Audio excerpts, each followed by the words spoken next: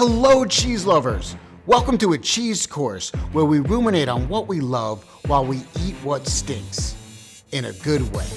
I'm your host, Adam J. Moskowitz. Those hunks are my cheesemongers, Tommy and Alex, and today our guest is Madelyn Varela, an incredible cheesemonger from a dope cheese shop in Cleveland, Ohio, and the genius behind At Cheesy Talk with Madelyn, who at this taping has over 166,000 followers on TikTok and 124,000 followers on Instagram. More cheese, more cheese. I love cheese, you love cheese. When two love cheese, we eat more cheese. I love cheese, more cheese, more cheese.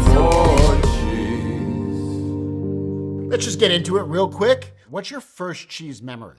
So I grew up in the recession, so I think my first cheese memory was eating this really shitty brie from like Safeway, that Presidente brie with a drizzle of honey on top, and it rocked my world at the tender age of 7, and yeah, it was a gateway drug from there. As part of the show, I asked my guests what their favorite cheese and what their least favorite cheese are. And if I was to summarize your favorite cheeses, there are cheeses with a little extra ingredient in it. Mm-hmm. And turns out some of your least favorite cheeses are also a couple of cheeses with extra ingredient in it. So today's theme for the cheese course is Beyond the Original 4 Ingredients of Cheese. What are the 4 ingredients of cheese? Milk, culture, rennet, and salt. Bing, bing, bing! We're gonna see today what happens when you add more ingredients, but we're gonna do it in a way that I am super stoked about. You wanna try some cheese? Absolutely. Let's do it. Cheese. Let's eat cheese. Ooh, ooh, ooh, ooh. Okay. What do you see? So that looks like cacao powder. Mm-hmm. And the cheese? Cow's milk cheese. Definitely looks cow. Looks. I mean, I'm guessing not that old because it's got like some. It doesn't look like dried out. Yeah, look tender. I like that. Cheesemongers, what do we got? First cheese is Barista, which is made by Freddy Von Trick in Belgium. It's a really nice Abbey style. It's pudgy, it's rich, really nice bouquet of mocha and cafe latte. Most definitely an homage to Morbier, but layered with your morning coffee instead. Layered with, so there's coffee in the cheese. Yes. All right, that's insane. So the pairing we have for you today is really trying to give an homage to a nice breakfast style. So we have a hazelnut wafer and nice microplane hazelnut to really round out the nuttiness of the cheese. Ready? Let's eat. Alrighty. The coffee and chocolatey notes balances the butteriness and nuttiness of the cheese. The wafer hazelnut kind of like tempers the coffee. The coffee itself I thought was gonna be overbearing, but it wasn't. Did you like it? I loved it. Good. I love that you loved it. So, Madelyn, why do you think people love cheese? There's something for everyone with cheese. You know, you have a food that's made up of only 4 main ingredients, but with that, we have developed thousands of different varieties of it. So there's really one for every person. Even someone that's lactose intolerant that thinks that they can't have cheese, it's most likely one for them. I think is actually part of our original diet DNA. I think for thousands of years, all we did as people was prepare for dinner and eat things like cheese. Like, what's your first food memory? Probably buttered noodles with Parmesan. Bingo. Or mac and cheese. Did you like grilled cheese? Yeah, Did you like pizza? love pizza. Did you like paleo string cheese? Mm-hmm. Did you eat Kraft Singles? Yeah, I did. By the way, your Kraft Single post, that's how I fell in love with your social media. Today I'm cutting into Single by Kraft Cheese Company, and this just might be my new favorite cheese. Produced in the Kraft region of America, the cheesemakers meticulously hand-wrap each individual slice in ethically sourced cellophane. It was an April Fool's joke. I wanted it to be like a replica of all my other traditional posts, but just with a Kraft single. it is such an essential cheese to so many Americans, especially children. I mean, I thought it was so silly and irreverent, but also spot on. I also felt like you were poking fun a little bit, and even yourself or the cheese business that gets a little pretentious sometimes. Oh, yeah. Like when people ask me like what cheese is best to go on a burger, to me it's What are you putting on that burger? bingo. So you were a cheesemaker and then you're a cheesemonger. Which do you like more and why? They're so different. Explain the difference.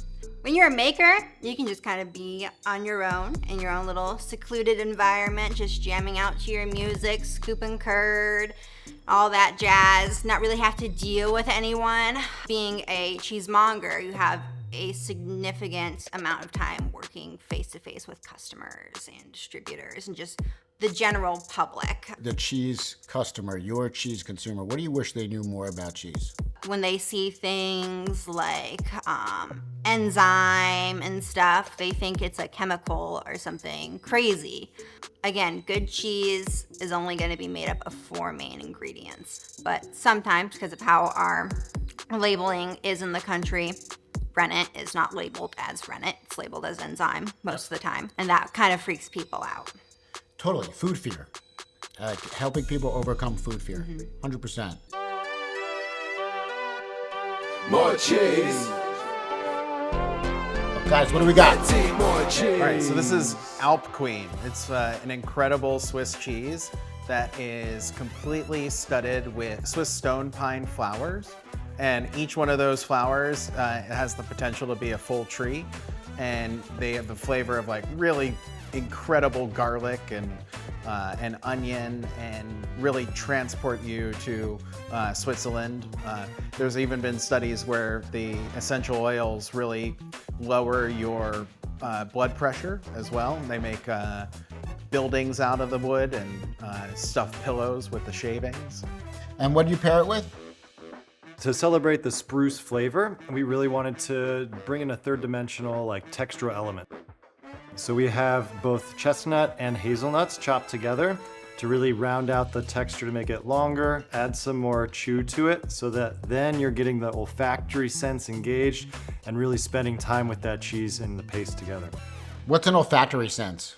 So the olfactory sense when you're eating cheese is actually most of the flavor that you're tasting. So there's the primary tastes, which are gonna be salt, acid, bitters, and then umami and sugar, sweet. But the olfactory is the spirit that you really get with all the different flavors. So retronasal activity, meaning all of the smells going through your mouth and into your nose, is gonna give you really the full picture of the flavor. You sound very smart, Alex. Thank you. What do you think?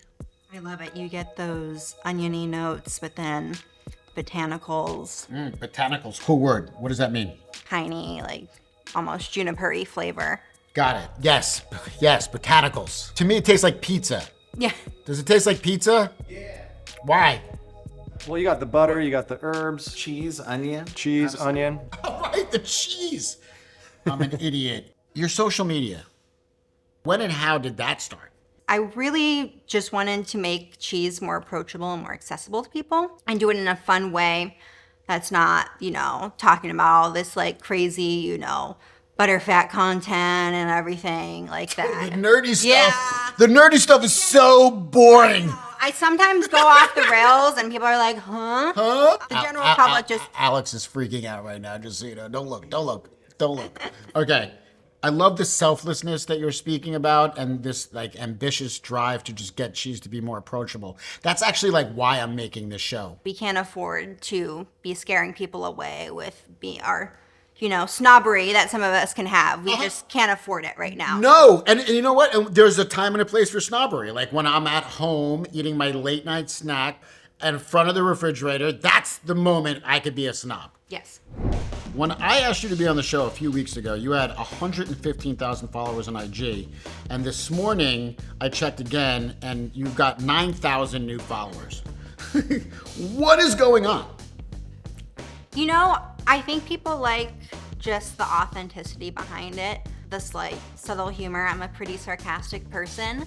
I think my voice, too, is a big thing. People enjoy the gentle, calm. Your voice would happily put me to sleep in a good way, like meditatively. what was the tipping point? When did you notice that it was about to take off? I did a video on Rogue River Blue. So I'm a little excited because this week we got in one of the world's best cheeses in the shop. This is Rogue River Blue, made by Rogue Creamery in Oregon.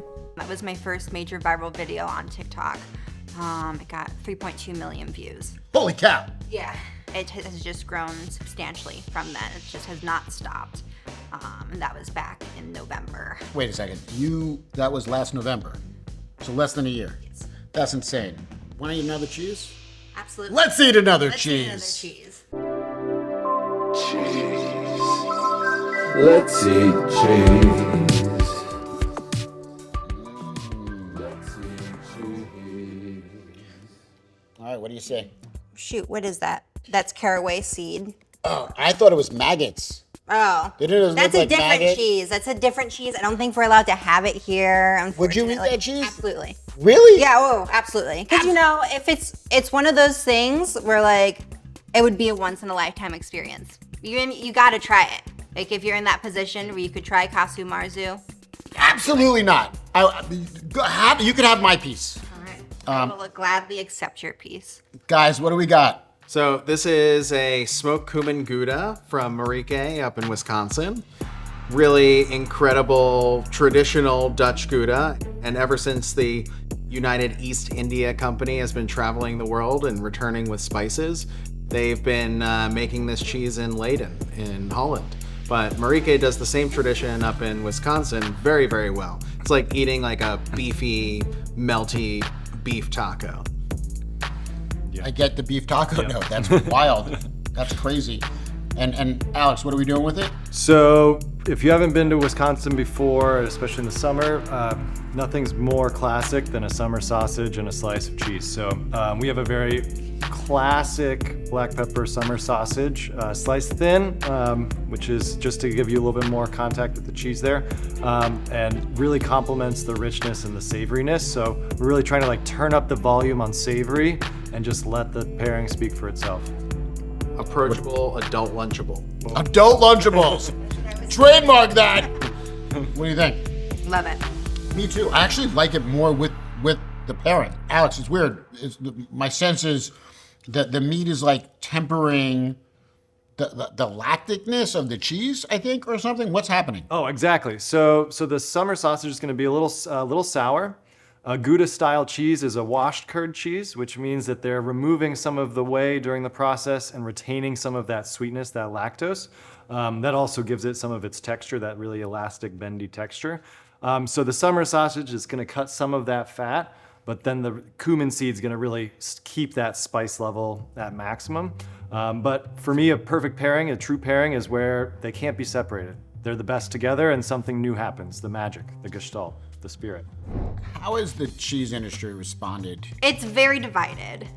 Some people really don't like what I do, particularly with my unhinged cheese pairing videos. Others find it refreshing. I'm very young for this industry. I'm only 23, so a lot of the more purist or older people that have been in the industry longer. Yeah. And I understand their perspective.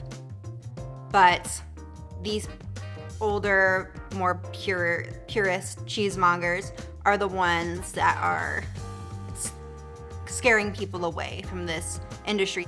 I love what you're doing because every palate's like a snowflake.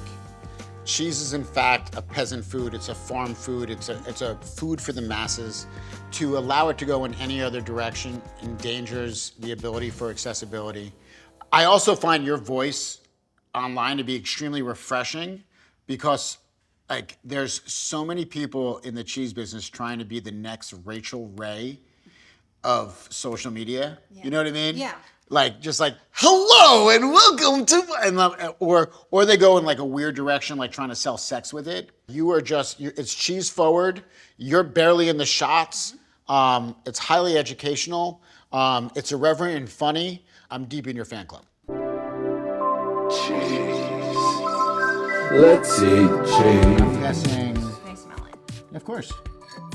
Let's eat cheese. That looks The blue veining. Yeah, I mean, it's definitely blue. The veining is insane. All right, guys, what do we got? This is Fourme du Moulleux from Rodolphe-le-Monnier in France. This is a elevation of Fourme d'Ambert soaked in Vouvray wine, and really transports you to being, a French druid having drunk his cask of wine for the evening.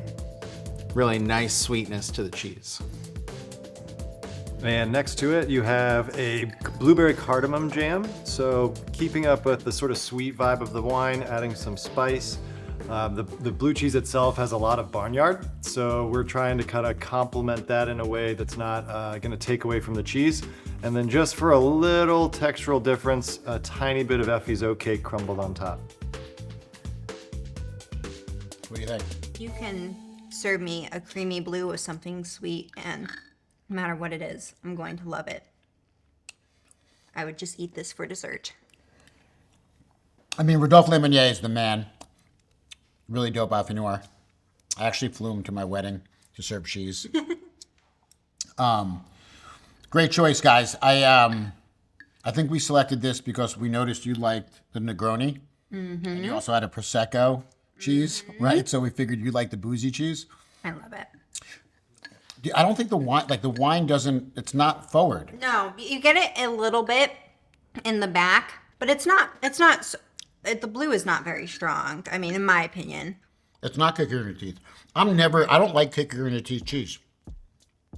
No. Madelyn, are you cheese famous now?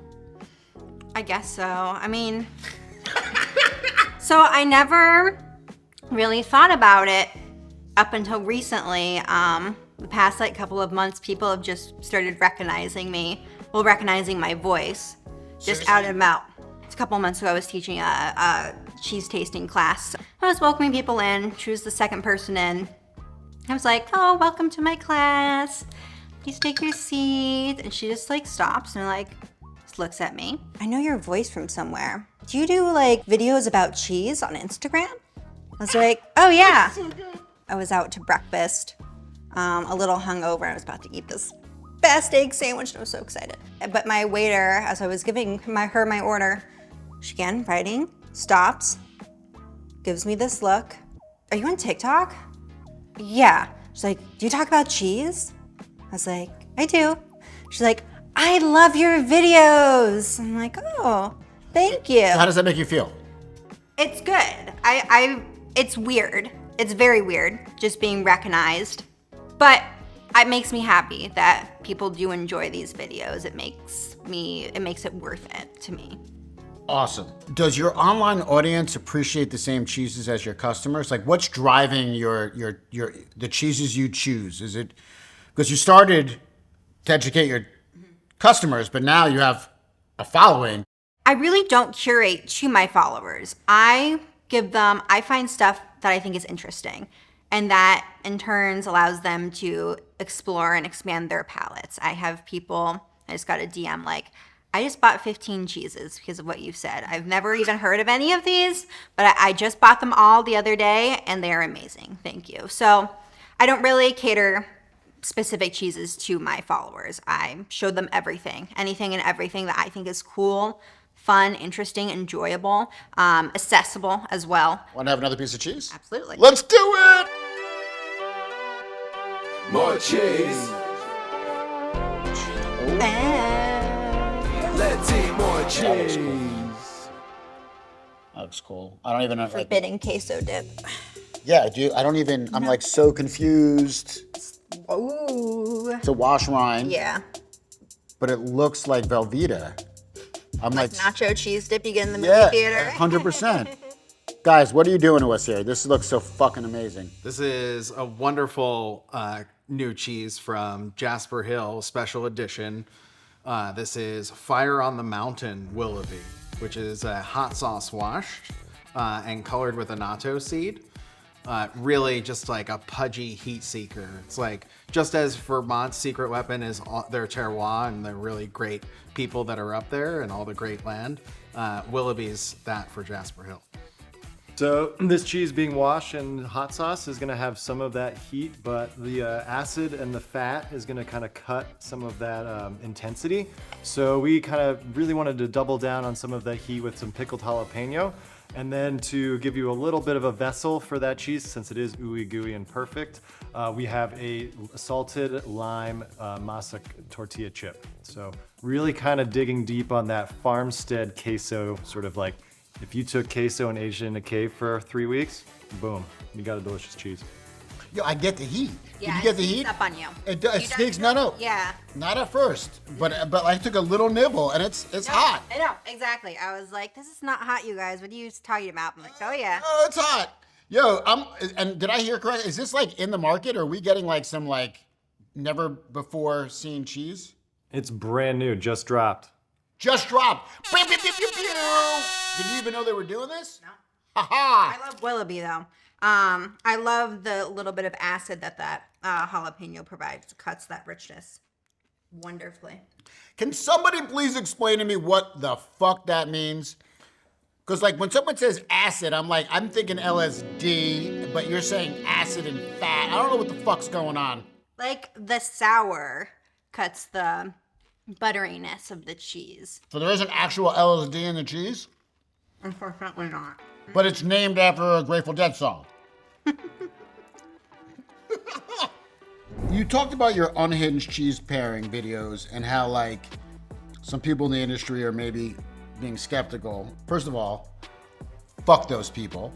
I think they're great, but I'm curious, what have you discovered? What really, like in your unhinged pairing world, what are some tidbits that you could share with my audience? When I first go and try to figure out what I'm going to be pairing with, I look at like tasting notes of wine that goes well traditionally with this cheese that I'm thinking of.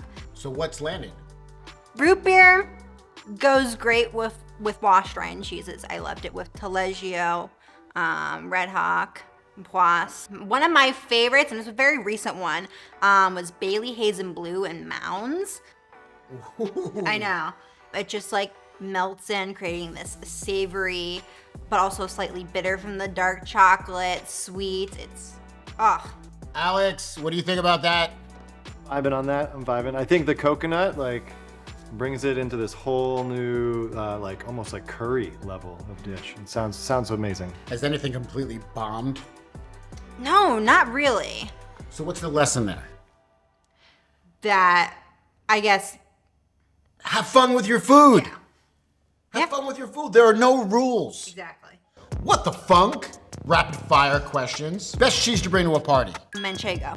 Best cheese to serve at a picnic. Ubriaca al Prosecco. What is your desert island cheese? Prairie Breeze cheddar. Okay, I like that. What is your last meal cheese? Negroni blue cheese. Best cheese to put in a grilled cheese.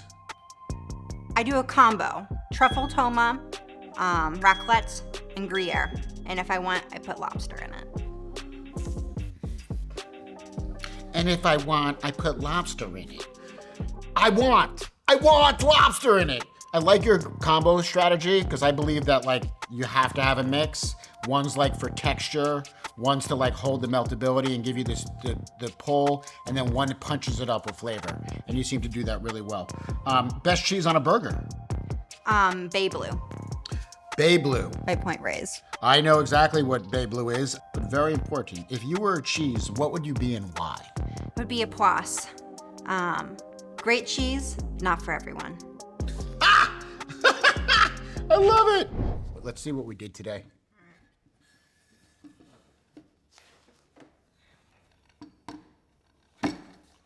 Okay. Here we got the Barista, we got the Alp Queen, we got the smoked Cumin meteoric Gouda, we got the Fourme de Moulleux, and we got the Fire in the Mountain Willoughby wash with hot sauce. What would you say is your favorite and why? I love the Fourme de Moulleux. I think it was just a perfectly balanced blue, not too strong, slight sweetness. Then you add the blueberry jam on top. I would just eat this for dessert. The Fire on the Mountain, I mean, just for aesthetic purposes, I love it. It looks like nacho cheese dip that you get in the movie theater, which I love. But just the slight heat that sneaks up on you just balances the rich, buttery flavor of just the cheese. Yeah, I love the way you talk about cheese. I'm going to go with the Barista because first and foremost, the thought of having a line of coffee inside the cheese, and I believe, did they also put coffee in the vat? That is correct. Yep.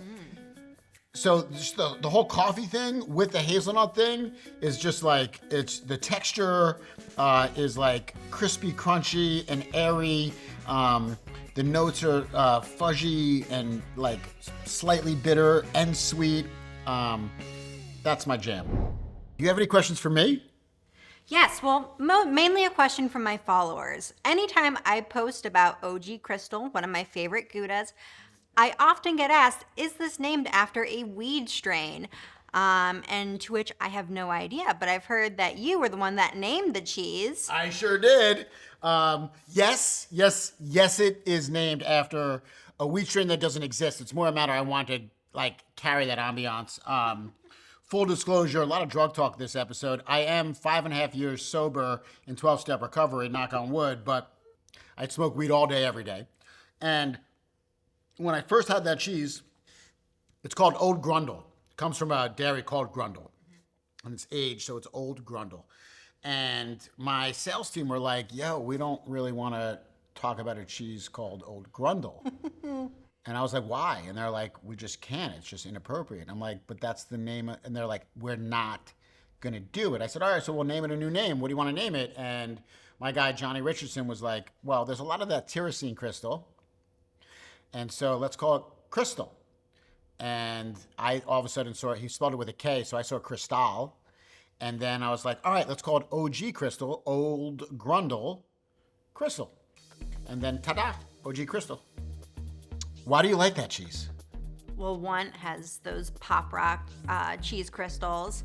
Pop rock cheese crystals! Pop rock cheese crystals! Okay, and?